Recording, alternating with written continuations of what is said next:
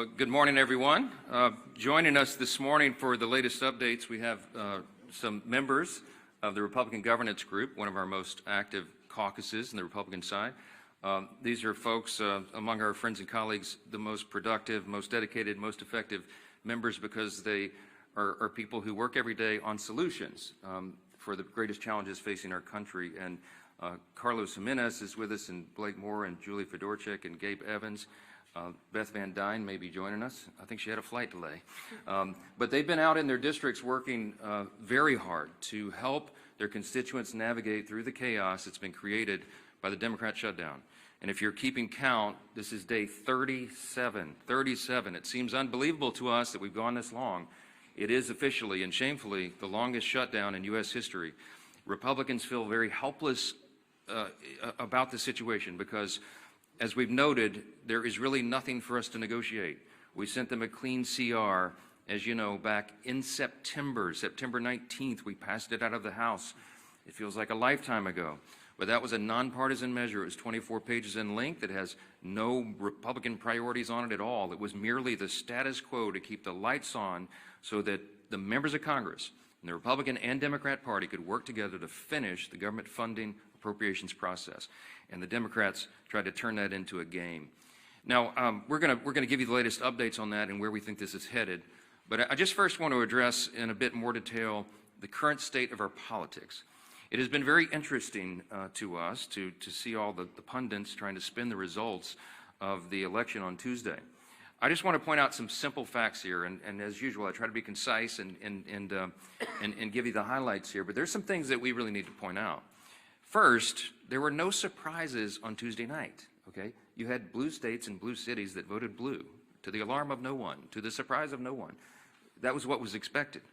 It just so happened that New York and New Jersey and Virginia were the states that were in the national spotlight on Tuesday. If the tables had been turned and if the calendar had been different and you had 3 red states, we'd have an entirely different narrative that you all would be writing about. Don't lose the simple facts. Second, the big headline that everyone is writing about appropriately is that the future of the Democrats was set in New York City. A 34-year-old Marxist is now the leader of the Democratic Party, and it is a very dangerous road for them to go down. I want to say this because a lot's been said about the Mamdani campaign. It is very easy to run and win as a socialist, right?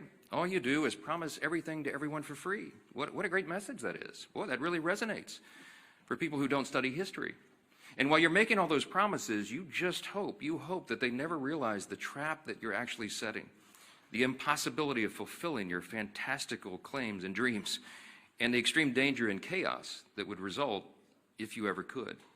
When you run as a socialist, you have to hope that they never understand that this will lead to the inevitable loss of their freedom, their opportunity, and their security, the loss of meritocracy and fairness in society, the loss of colorblindness, and the loss of emphasis on character, and the morality and the personal incentive and the common sense that we rely upon to keep a republic in operation.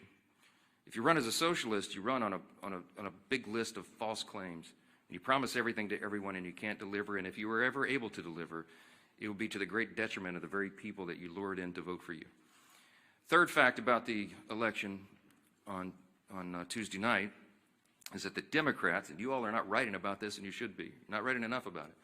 The Democrats have now set themselves on a collision course in their own tent. If you look at Spanberger in Virginia and Sherrill in New Jersey, they tried to run as moderate pragmatists. That's how they self-described. But they will be no match for the coming communist wave taking over their party right now. The energy is on the side of the Marxists. Look no further than the top 2 Democrats here in Congress. We've noted this here every day. They had to bend the knee to the socialists. Hakeem Jeffries and Chuck Schumer are both from New York. The top Democrat leader in the House and the top Democrat leader in the Senate, they couldn't get around that. And so Hakeem had to ultimately embrace it. He had to give the full blessing to Mamdani and his agenda. And he co-owns it. And Chuck Schumer flirted with it. He pandered all along. He flirted with that open endorsement till the better end, even though Mamdani is an activist against Israel and an anti-Semite. Chuck Schumer is the highest-ranked Jewish official in America, and he couldn't bring himself to disclaim that. And as we've noted here every day, the sole reason for the entire federal government being shut down now, the sole reason for all the American people suffering all this pain and hardship is because of the fear of political retribution from the far-left activists who run the Democrat Party. That is the motivation for the shutdown. It's never been about any policy issue at all. It was only so that they could show a fight and try to show that they're tough to this rising far-left activist base in the party. The old guard has been repudiated, and the radicals are taking over the Democratic Party. We have evidence now every day. Yesterday, Jared Golden announced he would not be running for re-election in the state of Maine. He's a moderate, and he has no place in his party anymore. And then this morning, you saw the headline. Former Speaker Nancy Pelosi has now announced her retirement this morning. That is a very important sign that I hope that you all will delve into. Even the famous San Francisco liberal is not far left enough for the neo-Marxists.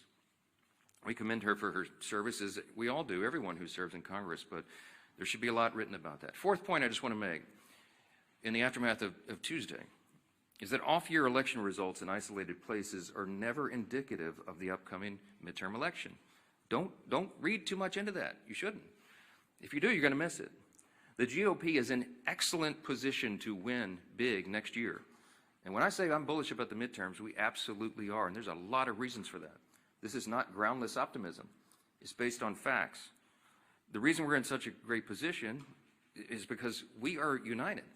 And while the Democrats engage in their emerging civil war, Republicans are going to continue to work and deliver for all the new voters that we brought into the party in last fall in 2024. There was a true demographic shift in that election, as you know. Record number of Hispanic and Latino voters, Black and African American voters, Jewish voters, union workers, urban voters, young people. And while they say that there's this big swell of enthusiasm of young people based on what happened in New York City Tuesday night, I would give to you Exhibit A on our side. Maybe you're not noticing, but the Turning Point events at college campuses all around the country are setting records for attendance. You have hundreds of thousands of new young people weekly coming into the movement that are enthusiastic, young conservatives who are looking for truth, who believe in America's founding principles, and who want to be engaged. And they will be engaged in next year's midterms. The third reason is we got a very favorable map. You shouldn't miss this either. I was very bullish even before the current redistricting battles began. As we sit here today, there are 13 House Democrats sitting in districts that President Trump won. There's another 21 of them in districts he came within 5 points of winning. There's only 3, conversely, there's only 3 House Republicans sitting in districts that Kamala Harris won. That's a lopsided map. And after redistricting, we think we'll net a few more seats, handful, maybe 6 to 8. We're in very good position to make history and grow this majority. And finally, I'll just leave you with this. The reason we're so enthusiastic about running next year is we have a real record to run on. Mondami and Democrats want to talk about affordability. We love that subject. We love it. Look at the facts. I brought some this morning. It's the Republicans who are working every day to make life more affordable for working families. And it's not a talking point for us. We are delivering.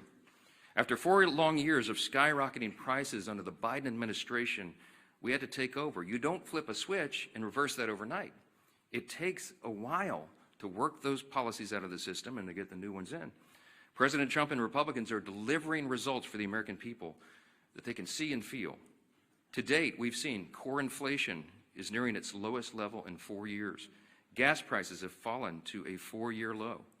Prices for everyday goods continue to decline, and blue-collar workers are seeing the largest increase in wage growth in nearly 6 decades. That's the result of our policies. In Congress, House Republicans are working hand in hand with President Trump to advance his affordability agenda. It is President Trump who ran on that. It's President Trump who's delivering on that. And we are all partners in that new effort to make America great again. It begins with the economy, and we know that. We're laser focused on making a difference in the lives of hardworking American families. Here's another demonstration, the Working Families Tax Cut. It is aptly named. It's the largest tax cut in U.S. history for working and middle-class Americans. You got Bernie Sanders running around. They're talking about the billionaires. It's not this. That's the opposite of the truth. Look at the facts. That bill was written for lower and middle-class earners, and they are the ones that will feel the positive effects going into next year. We included in that, as you know, no tax on tips, no tax on overtime, real tax relief for seniors. These are the kinds of things that people feel, and they see that we're making good on our promises. We've made historic investments in American energy dominance to drive down the cost of gasoline and groceries. And we're grounding every decision we make in common sense. That's what we restored. That's what we ran on. That's what we're delivering. A return to common sense, not the woke progressive nonsense that they delivered for 4 years, not the spending like drunken sailors that drove cost up for everything with inflation. We're restoring common sense, fiscal responsibility. We're good stewards of taxpayer dollars, and we're refusing to cave right now today to the Democrats' wild demand to spend $1.5 trillion in new spending. That is taxpayer dollars, that's your money, that they want to spend to reopen the government. That's their counterproposal. That's why we're not having a negotiation with them. It's ridiculous. Included in the $1.5 trillion that they want to spend is $200 billion, almost $200 billion to restore health care benefits to illegal aliens. That is taxpayer money that they want to spend for that. They want to send billions of dollars back overseas for social programs in foreign countries. We're not doing that. They want to give $500 million back to the Corporation for Public Broadcasting to prop up left-leaning news organizations. We're not doing that. And by the way, in the middle of all this, they want to cut $50 billion from the Rural Hospital Fund. They can't tell you they care about health care since they put that in their proposal. We're grounding every decision in common sense. And Democrats had their chance. When they controlled Washington, look at the history. Don't forget it. This was just a year ago. You know what we inherited? They left us with a 40-year high inflation, higher taxes and energy prices, and massive instability around the world. And what did they do in June of this year? This is the most recent history no one can forget. They voted against no tax on tips. They voted against no taxes on Social Security. They voted against a larger child tax credit. The Democrats in the House and Senate voted against lower energy prices, against more American manufacturing and jobs, and against lowering health care premiums by 12%. That provision, the cost sharing reduction provision, was in the House version of the Working Families Tax Cut, the big beautiful bill. We sent it over to the Senate, and they worked to strike it out of the bill. Ask the Senate Democrats about that. Right now, they've created another mess. They've created a mess for America with this pointless government shutdown. The Democrats will tell you that they're feeling emboldened. They're feeling emboldened because they had a few blue state election results. It does not change the fact that they have walked their party off a cliff with no parachute and no path forward. The reason we're stuck right now is because of one simple fact. If they vote to reopen the government, the Senate Democrats are afraid that the radicals in their party will say that they caved. They're afraid of the retribution that will come from that. But if they keep the government shut down, they know very well, as we all do, that millions of Americans will continue to suffer as essential services remain unfunded and paychecks to federal workers continue to stay stalled. So our question for Democrats this morning is this: which constituency matters more? The loud radicals in your party or the hardworking American people? I can tell you which side the Republicans are on. 15 times we voted for the hardworking American people. And 15 times so far, the Democrats in Congress have voted for the radicals in their party.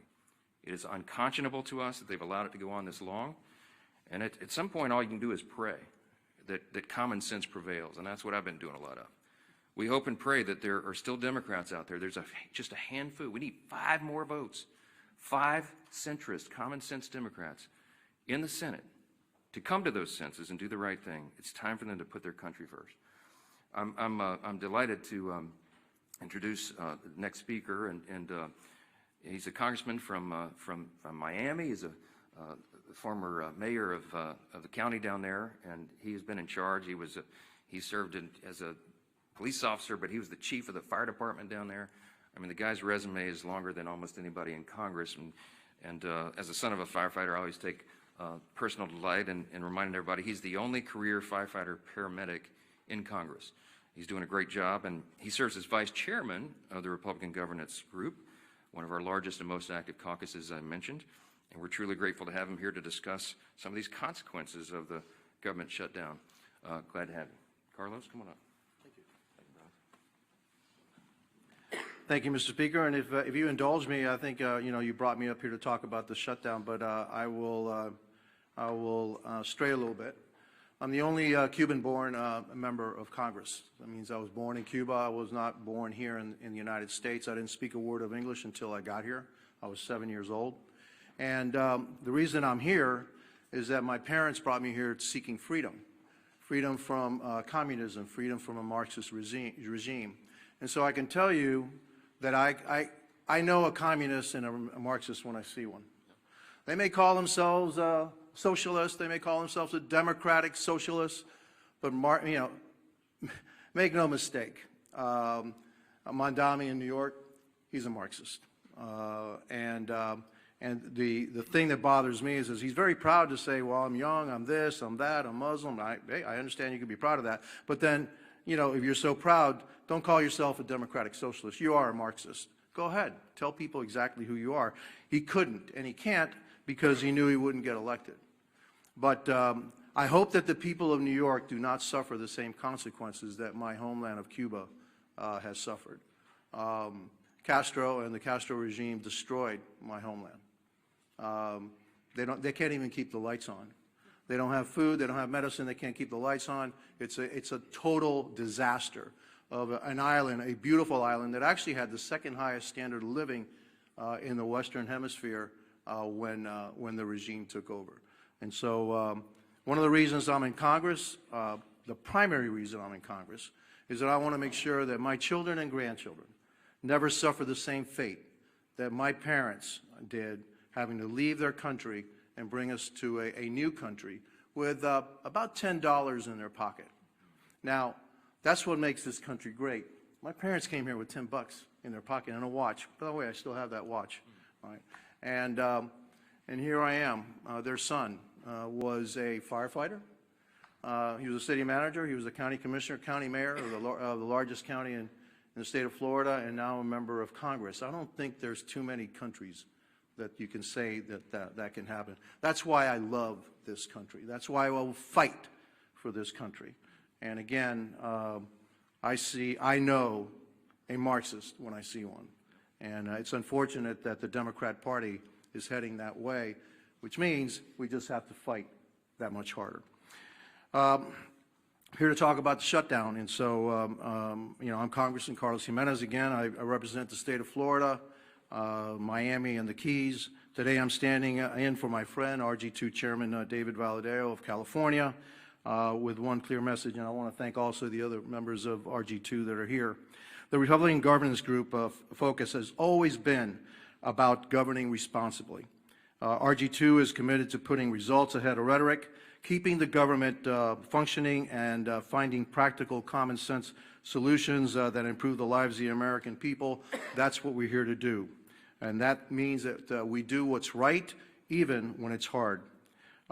Yes, we're here on day 37 of the Democrat government shutdown, and with each passing day, more Americans are feeling the impact.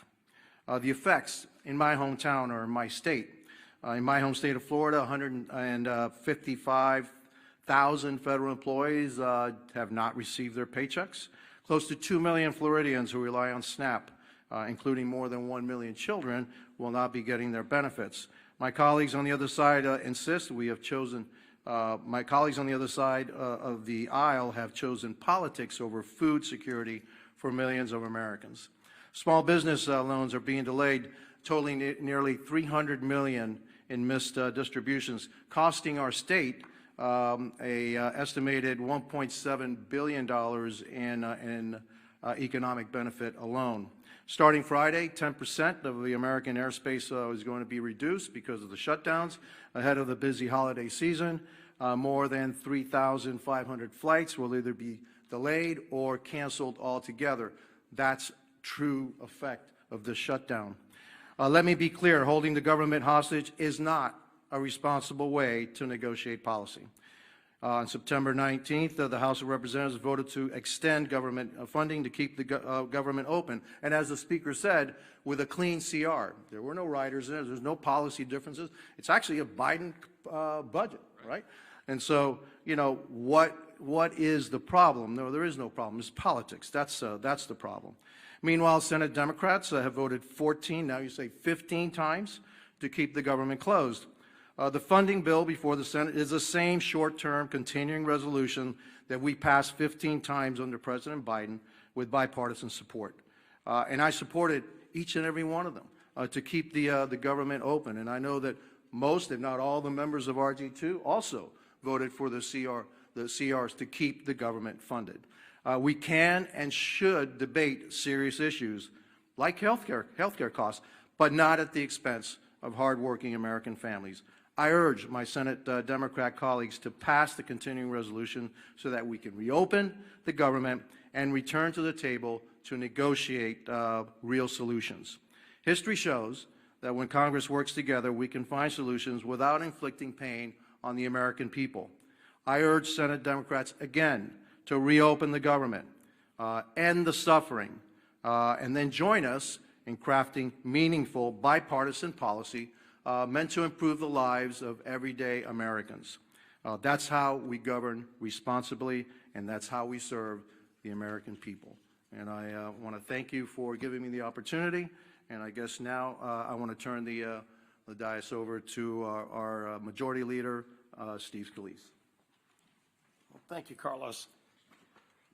And what an honor it is to follow my dear friend Carlos Jimenez, who really is the epitome of the American dream. You know, when you hear stories like his, sad stories, the root of it, having to flee your home country because Cuba fell to Marxism, to communism. But luckily, for people like Carlos, all around the world, there's one place that they can look to if they want a North Star. If they still believe in freedom, they yearn for that desire, and then it fails in their home country, they can look to the United States, because the United States represents freedom all around the world. And how dangerous of a position that is when Marxists from within try to change it here, try to unravel what makes America so great. And as Carlos came to seek that freedom that millions others have as well, like my great-grandparents who came from Italy to seek that same freedom. Ronald Reagan said it best: freedom is only one generation away from extinction if we don't fight to defend it. Those words of Reagan still ring true today because, Carlos, we will continue to fight for freedom. But it's not an empty fight. There are people on the other side here in America that are pushing back, that want to destroy that capitalist free market system. And so when you look at the results of the election, anybody that wants to go celebrate a blue state voting blue, what they're not acknowledging is what happened in a city like New York. It reverberates. When New York elects a Marxist as their mayor, there are other Democrats that are now looking and saying, does the Democrat Party represent me anymore? And today you heard it again. Democrats are the ones who are looking and saying that they're done with the Democrat Party. Jared Golden yesterday announced he's not going to run again. And he didn't just say he wasn't going to run again because he got tired of serving in Congress. I think it's really important to pay attention to what Jared Golden said. And he is in a swing district. Jared Golden is one of those moderate Democrats who represents maybe the old Democrat Party now, what was discarded by the voters on Democrat cities and states. But it's not where America is. So when Jared Golden announced yesterday he's not going to run again, he said, quote, "We're allowing the most extreme pugilistic elements of our party to call the shots. Just look again at the shutdown.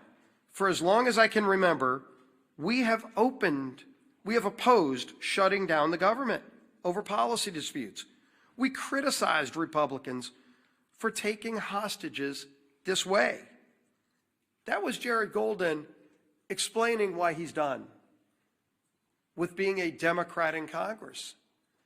And when the Democrat Party no longer stands for common sense, for members that do on occasion reach across the aisle, they're going to be relegated to a scrap heap of history, because America is not a socialist nation. While the Democrat Party has turned their leadership structure over to a socialist, it's not where America is. And if they're running people like Jared Golden out of their party, they can go celebrate the results of last night's election. Again, if Alabama held an election also Tuesday, and gee whiz, a Republican governor was elected governor of Alabama, would anybody be writing a story about it? Of course not. So let them go celebrate New Jersey electing a Democrat governor, New York City electing a Democrat. The real concern is that the Cuomo wing of the Democrat Party got destroyed by the Mondami wing of the Democrat Party. And if they want to call that a victory, good luck. Something tells me they're not going to be sending Mondami to swing districts around America. He's not going to Maine. Let Mondami go to Maine for that now open seat in Congress, a 50-50 district. Will they be sending Mondami to those kind of swing districts? Colorado, where somebody like Gabe Evans represents, is Mondami going to be going there? Because that's where their party is now headed. And they chose that. But America is not embracing that form of socialism. We know what you get from socialism. You get the promises of free everything. But Americans know innately there's no such thing as a free lunch. All you end up with, the results, are the hollow promises and the failures that come with those promises, because you know you get what you pay for. And somebody else is going to have to pay for that free thing. And a lot of those rich people they love denouncing are leaving. Many have already left. So even when they go raise taxes even more with the highest rates you can imagine, who's going to pay those higher rates? It's not going to be the millionaires and billionaires. Many of them have already left. It's going to be hardworking families in New York City. Good news for you, you might be making $100,000 a year. By the way, a police officer married to a school teacher makes more than that in New York City. They're going to be the quote-unquote rich who get the higher taxes and the free buses and the grocery stores that are run by the government with empty shelves and expired food. That's what they're going to get. But the rest of America is not going to have it. So while Democrats keep the government shut down, and they brag about it, I mean, you heard Senator Murphy yesterday, quote, "I think we're in an enormously strong position right now." Strong position? What's so strong about taking food out of the mouths of 42 American families? What is strong about that, Senator? Sure, you can vote again today to keep the government shut down, but there's nothing strong about denying food to people who are low income and who can't afford it. That's a weak place to be. But that's what they're bragging about. When, as we saw, the Transportation Secretary yesterday said 10% of flights are going to have to be cut back because we don't have enough air traffic controllers because Democrats chose not to pay them. And so people are getting ready to go travel to see their family, hopefully, for Thanksgiving. But they're not going to be able to get that flight. They're going to have to leave a day or two earlier to drive. Maybe they won't be able to fly. But don't worry. Some Democrat senator thinks he's in a stronger position because he's now leveraged Americans as pawns in some game. That's what they think this is. It's disgusting. And the American people are catching on. And so while Democrats applaud socialism being the new wave of their party, the few common sense Democrats left in their party are leaving, running for the exits. Well, you might be able to leave New York City and go to Florida or Texas or somewhere else, but if they destroy America, there's nowhere else to go.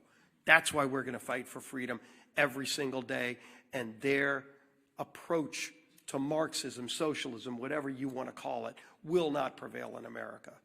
Our whip, Tom Emmer.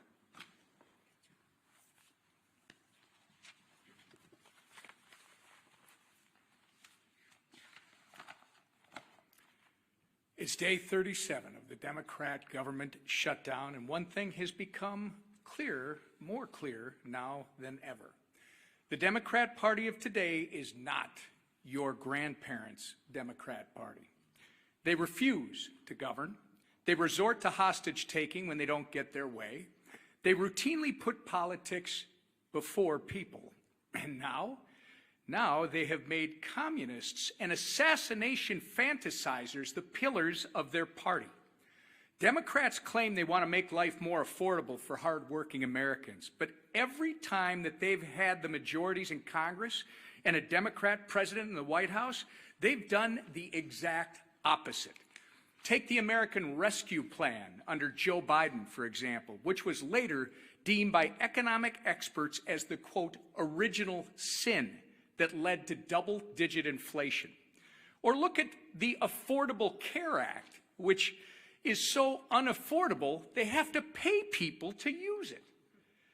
The Democrats have no moral high ground to stand on when it comes to good governance. They don't know what it is. And when they claim that they're fighting for you, do not believe them. Because if this shutdown has taught us anything, it's that the Democrats will willingly inflict pain on the American people if they think it gives them political leverage. Their kamikaze politicians and their constituents deserve better. In stark contrast, however, Republicans have done our jobs. We passed a nonpartisan government funding bill out of the House over a month ago.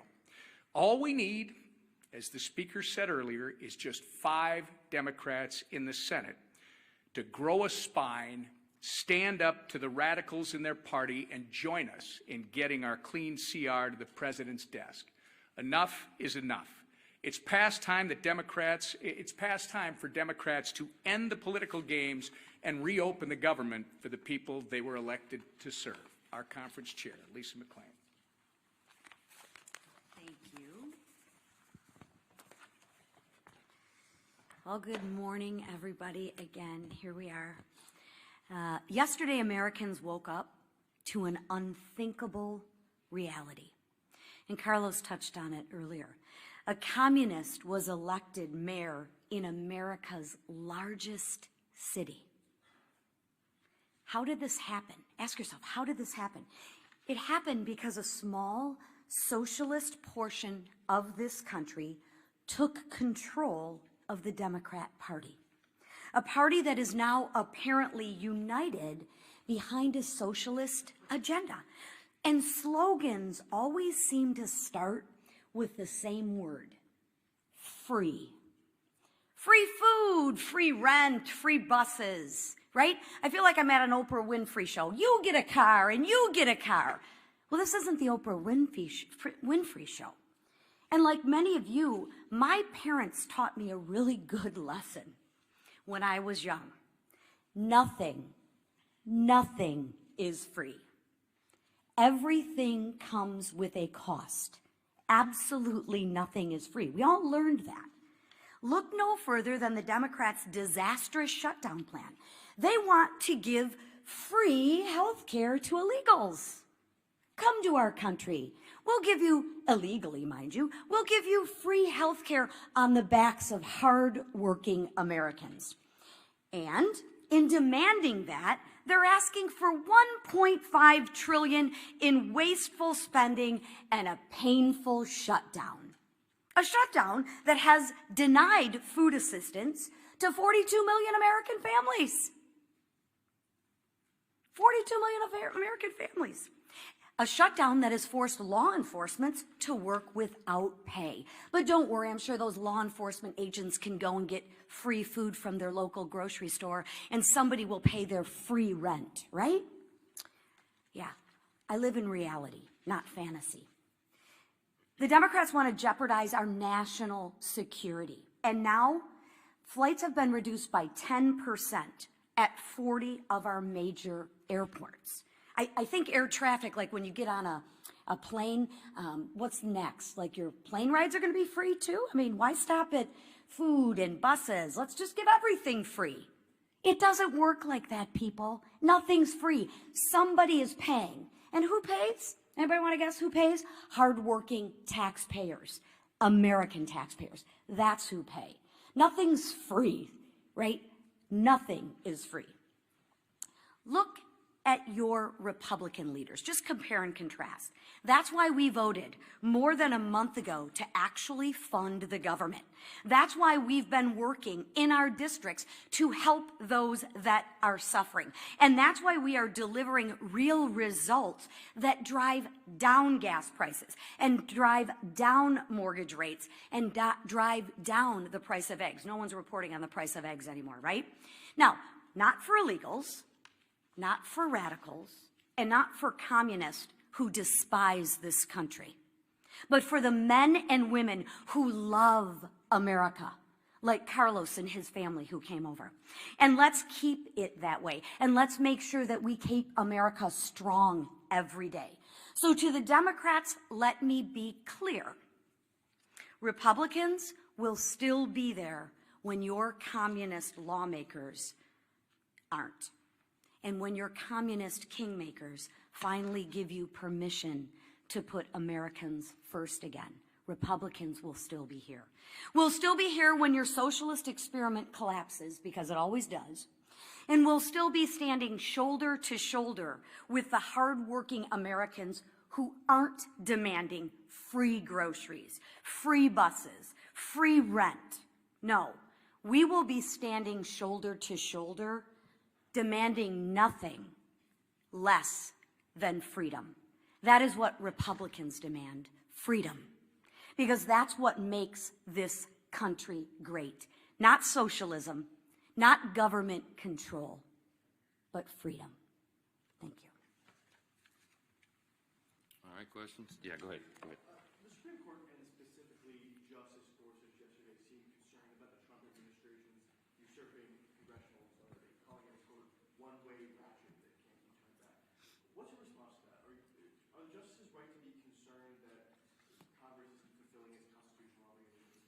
I don't find myself in disagreement with Justice Gorsuch too often, but I think he's missed the mark on this one. First of all, I don't think you should read too much into the questioning that you heard at the Supreme Court. I mean, this is part of judicial review. It's a cherished part of that tradition. I used to be one of those litigators. I did constitutional law oral argument, and I would have liked to have argued that case yesterday, because I think the law is clearly on the side of what the administration has done. I'll remind you that I'm a jealous guardian of Article 1. You know, the legislative branch of government in our constitutional system is the most important. It was placed first in prominence. And that's true. And while Congress has a role to play in tariffs and related trade and economic policy, the executive branch does as well. And I think the president has used that well within the bounds of what he's allowed to do, because he's addressing what was truly a crisis for the country. The trade disparity had gone on for decades. It was creating a real imbalance, and it was adversely affecting American people and consumers. Remember that he ran on this idea. He talked about tariffs on the campaign trail, and he got a popular and electoral college mandate in the election. So this is not some surprise. He's fulfilling the promise that he was elected to fulfill in a literal sense. So I think the court has to give deference to that. I think the court has to recognize the executive is doing what they're doing. He's using tariffs to create leverage in our trade strategy, and it is yielding great results for the American people. And heaven forbid if it were reversed, because it would create chaos, which is one of the questions I think Justice Barrett asked, my old friend from Louisiana. I mean, that was an important question, because it would set back all of the strategy and the trade agreements and a lot of the things that have been accomplished for the people. So in summary, I would say, don't read too much into the questions. This is how the process works. I'm sure the court will look at this very carefully and deliberately, as they do, and I expect that we'll have a majority of the court that says that this administration is doing what they have the legal authority to do. If I felt like the executive branch had overstepped its bounds on trade or on the tariffs or something, I would have stepped in. I mean, that's my job as the Speaker of the House over the legislative branch. I would have done it in my own way, to be candid. I would have gone to the president privately and said, hey, sir, enough. I think you're overstepped the bounds. Let's try to figure that out. I wouldn't have publicly had a big spat with him, because it wouldn't have been necessary. But that conversation didn't happen, because I believe that what he's done is well within the bounds. And so we'll see what the court does. Yes.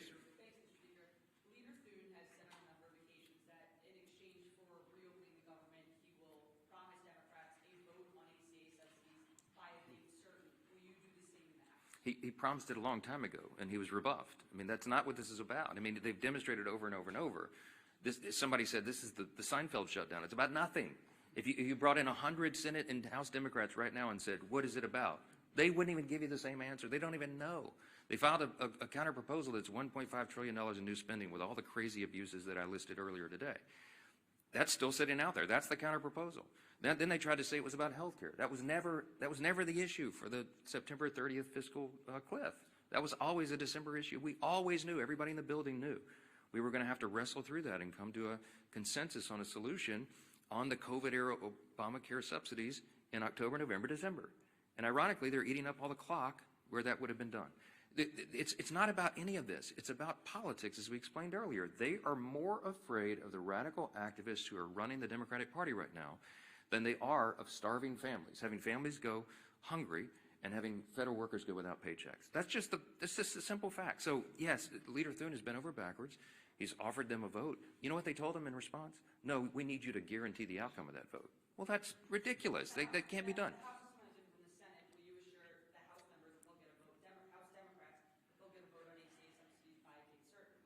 No, because we did our job, and I'm not part of the negotiation. The House did its job on September 19th. I'm not promising anybody anything. I'm going to let this process play out. I'll tell you what they wanted.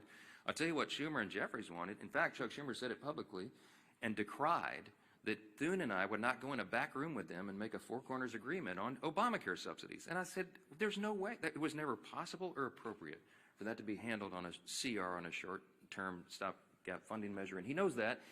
And we're not doing that anymore. We're not taking four leaders in a back room and making a deal and hoisting it upon the people. I'm not going to be a part of that. Chuck Schumer is part of the old way this was done, and that's part of the reason why people have such a lack of trust in Congress. We need to be transparent, open. We need to do it through the process. We need to involve and engage all of our caucuses and all of our members in this discussion. Healthcare is very complicated. It is very complex, and it is not something four people can go in a smoke-filled room in the back and make a deal on. I reject it. Yes.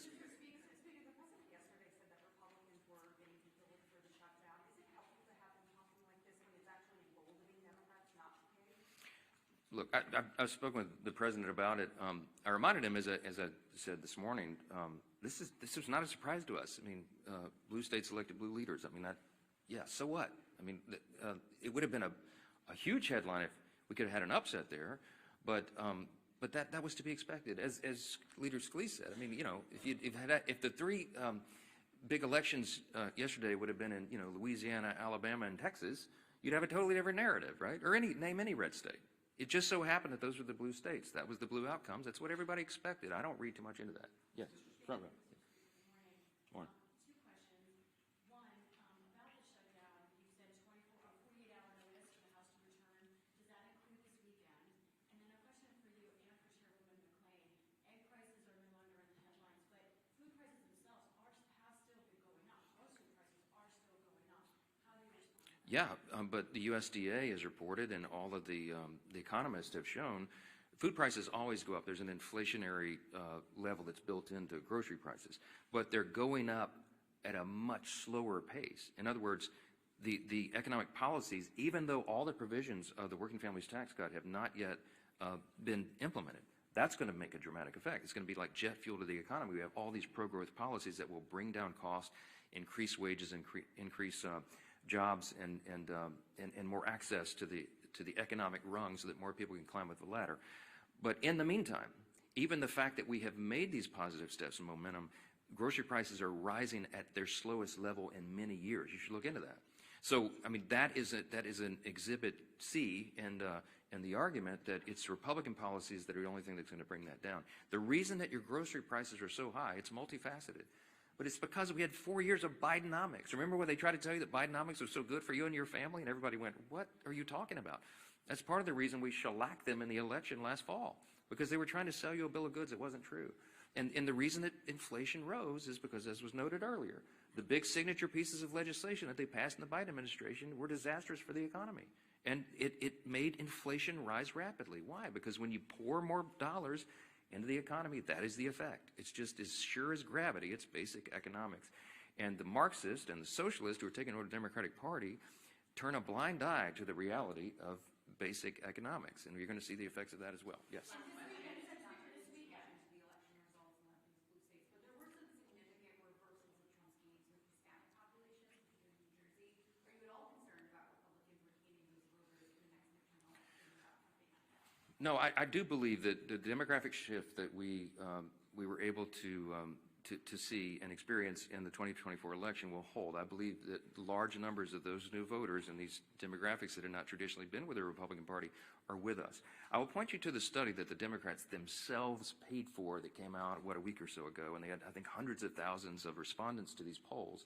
And the Democrats determined in their own analysis that they are regarded as weak, woke, and out of touch with the people, okay? That's why they lost last November, and that's why they're going to lose this coming November, okay? As Carlos Jimenez said, as a Cuban who came here, his family immigrated here, he came here when he was 7. This is the American dream. I know that the Hispanic and Latino populations across this country understand which party is delivering for them, and they're going to feel that positive effect. They're going to feel increased wages and more opportunity, and before they get to that election next fall. And that's why we did the big, beautiful bill, the Working Families Tax Cut, so early in the year, because we wanted that to really take hold after the beginning of the year so that people will feel that. And we're convinced they will, and I think that's going to inure to our benefit. Thank you all so much.